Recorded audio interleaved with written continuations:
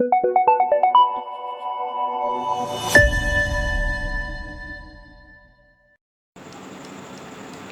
रात जब मैं कवि सम्मेलन से घर आया तो दरवाजे को अपने स्वागत में खुला पाया।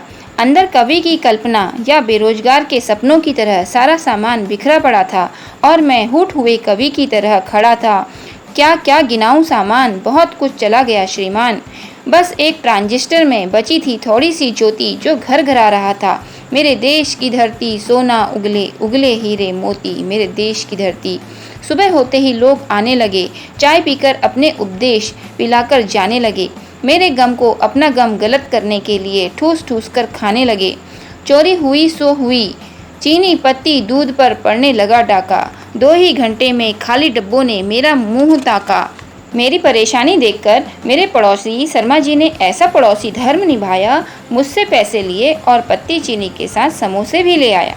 इसी तरह चाय पिलाते पिलाते और चोरी का किस्सा बताते बताते सुबह से शाम हो गई और गला बैठ गया और आवाज़ खो गई।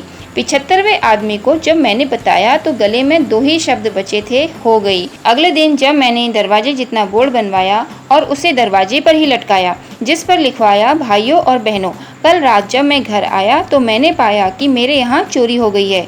चोर काफ़ी सामान ले गए हैं, मुझे दुख और आपको खुशी दे गए हैं, क्योंकि अब मैं जान गया हूँ कि वही आदमी सुखी है जिसका पड़ोसी दुखी है। कृपया अपनी खुशी मेरे साथ शेयर ना करें, अंदर आकर चाय पीकर शर्मिंदा ना करें। आपका अदर्शनाभिलाषी। लेकिन उसे पढ़कर एक सज्जन अंदर आया। मैंने अपना गला सहलाते हुए उसे बोर्ड दिखाया। वो बोला, भाई साहब बोर्ड मत दिखाओ, हुई कैसे ये बताओ। मेरे पत्रकार मित्र ने तो पूरी कर दी बर्बादी। अगले दिन खबर अखबार में छपवा दी। अब क्या था, मेरी जेब में मच गया हाहाकार। दूर दूर से आने लगे जाने अनजाने यार दोस्त रिश्तेदार। एक दूर के रिश्तेदार की मौसी बोली, बेटा आज तो मेरा व्रत है, आज तो बस मैं फल और मेवे ही खाऊंगी और जब तक चोर पकड़ा न जाए तुझे अकेला छोड़कर नहीं जाऊंगी। 10 दिन बाद मैंने हिसाब लगाया, चोरी तो 2-3 हज़ार की हुई थी, पर उसका हाल बताने में 10 हज़ार का खर्चा आया। मैंने सोचा बचे कुचे पैसे भी ठिकाने लग जाएं तो कहाँ जाऊंगा। अगर 10 दिन इसी तरह चलता रहा तो मैं तो मारा जाऊंगा। अगले 2 दिन और इसी तरह से जिया, पर तीसरे ही दिन मैंने एक खतरनाक और ऐतिहासिक फैसला किया।